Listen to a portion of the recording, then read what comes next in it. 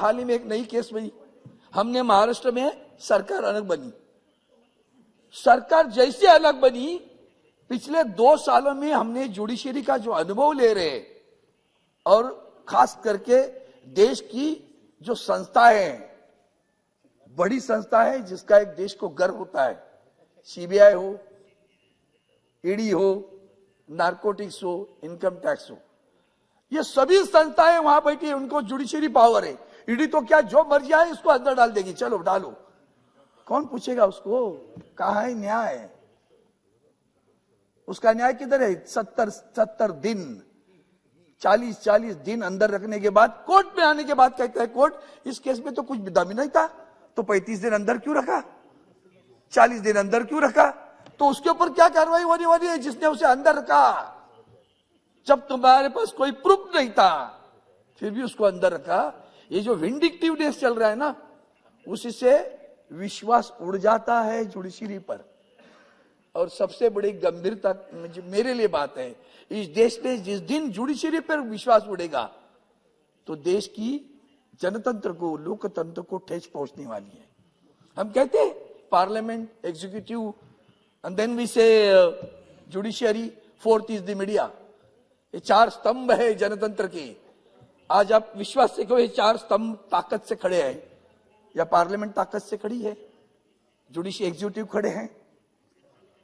His master's voice are there in executives. His master's voice are there in judiciary too. That is what is really offending. बहुत लोगों को डर लग रहा है। अपॉइंटमेंट किसकी होती है? आप अगर चर्चा करो किसी में तो कहेंगे भाई ये इनके एफिलिएटेड लोग हैं। किसी भी क्षेत्र में जाइए आप, हर एक जगह जो चेयरमैन है बोर्ड के हो या किसी भी, तो आपको लगेगा they are affiliated to some thinking, किसी थॉट से जुड़े हुए लोग हैं, वही अपॉइंट हो रहे हैं, बाकी लोग अपॉइंट नहीं होते। ये लोगों के मन में शंका आना भी सरकार के लिए अच्छा नहीं। सबका साथ, सबका विकास, सबका विश्वास, अंडरलाइन दिस वर्ड, सबका विश्वास। Are we getting that? तो यही नहीं हो रहा है सर। इसलिए मैं कहता हूं कि जैसे हमारे मुंबई में एक पुलिस आयुक्त गायब हुआ, commissioner of the police is astounding. अब ये कितनी बड़ी गंभीर बात है कि वही गायब है, वो उसी ने इल्जाम लगाए, वो खुद गायब। फिर जाकर आखिर खड़प को सुप्रीम कोर्ट में हाजिर हो गया, और सुप्रीम कोर्ट में हाजिर होने के बाद में सुप्रीम कोर्ट कहता है don't arrest him, he is above the law, he is above the law, don't arrest him. Judgement of the supreme Court, directives of the supreme Court, again the date has been enhanced. वो जानते हैं कि ये गड़बड़ी में आया है, उसको पकड़ेंगे। फिर सुप्रीम कोर्ट कहता है 11 जनवरी तक अरेस्ट मत करो। कौन है भैया? Who is guiding supreme court? Is it independent one? And there lies the discrimination and doubt about the functioning of the supreme court और the courts in the country. और इसीलिए ये जो संस्थाएं की बात की मैंने, सीमा प्रश्न की बात की, जस्टिस डिलेट की बात की, आप ये देखा एक विषय को मैं बहुत गंभीरता से ले रहा हूं, सभी ने वही कहा। वैसे तो मैंने पहले भी देखा था, मैं कई ट्रेड यूनियन में थोड़ा बहुत काम करता था, तो जहां चेयरमैन सर एकाध कंपनी का चेयरमैन, पब्लिक सेक्टर का चेयरमैन अगर रिटायर्ड होता है तो he should not join the company which is against the interest of the old company where he was working. It didn't happen so. ये यहां से बीएसएनएल से निकले और जहां कॉम्पिटिटिव कंपनी वही बीएसएनएल को मारने लगी, उसमें जाके अधिकारी बन गए।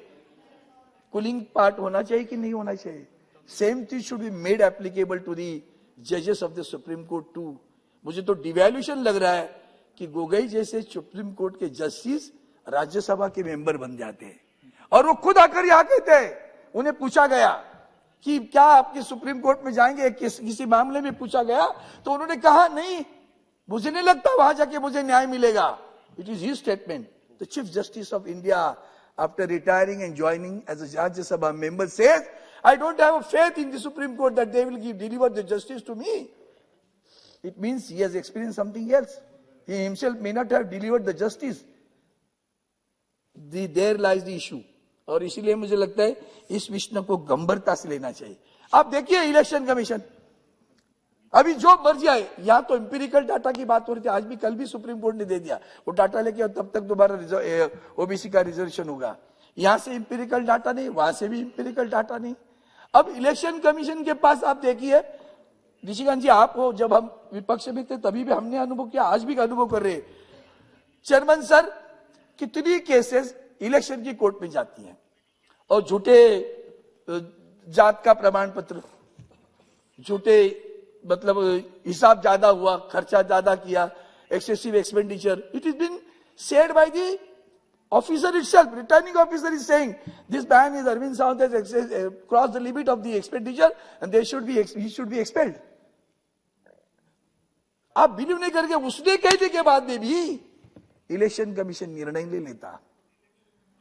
जात का झूठा पत्र देने के बाद में भी सारे दावे सुप्रीम कोर्ट में आते हैं और फिर सुप्रीम कोर्ट तारीख पे तारीख 5 बरस तुम निकल जाओ, 6 बरस अगर ऊपर होगा तो 6 बरस निकल जाओ, तुम्हें कोई हटाएगा नहीं। कहां है जस्टिस, कहां है जस्टिस? और इसलिए मैं कहता हूं, आपने ये लाया ना, तो मेरा इसी पे मुद्दे है, न्याय मिलना चाहिए। हमारे महाराष्ट्र में राम शास्त्री प्रभुणे, छत्रपति शिवाजी महाराज के समय में की याद आती है, राम शास्त्री प्रभुणे के नाम लिया जाता है। हमारे महाराष्ट्र में क्या हुआ, विधान परिषद है साहब, चेयरमैन सर, और सरकार को अधिकार है, जैसे यहां भी राज्यसभा में 10-12 सदस्यों की नियुक्ति होती है, तो कौन करता है? राज्य की, केंद्र की सरकार सिफारिश करती है, महामहिम राष्ट्रपति जी दस्तखत करते, पास करते। समय की पाबंदी है, कितने दिन में करना, कितने महीनों में करना, कितने सालों में करना।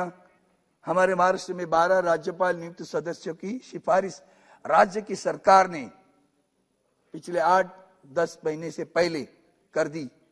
करीबन वर्ष होने को आया है, आज तक अपॉइंटमेंट नहीं हो रही। सर, क्या यह संविधान का अपमान नहीं है? क्या यह संविधान का अपमान नहीं है? मैं खत्म करता हूं सभी मुद्दे, और इसलिए मेरी आपसे विनती है कि ये जो अभी आप देखिए पेंडिंग केसेस में ऐसे आंकड़े दे दिए, बहुत लोगों ने आंकड़े किए, मैंने उस इसलिए मैंने वो कट कर दिया। मेरा लेबर कोर्ट में जाके कभी देखा है?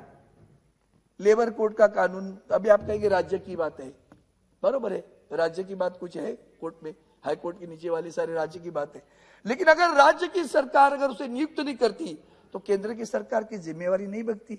सबका साथ, सबका विश्वास, उनको न्याय देना है, न्याय नहीं मिल रहा है, जज ही नहीं है कोर्ट में।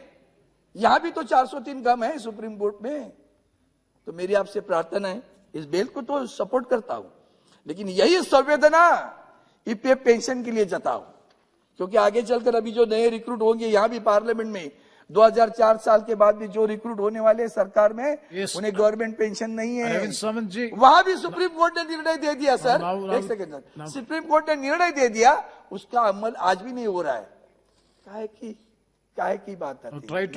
इसलिए मैं इस बिल को सपोर्ट तो करता हूं, पर कहता हूं यही संवेदना हर जगह पर दिखाएंगे तो बहुत अच्छा होगा, सरकार के लिए भी, जनता के लिए। धन्यवाद। Thank you.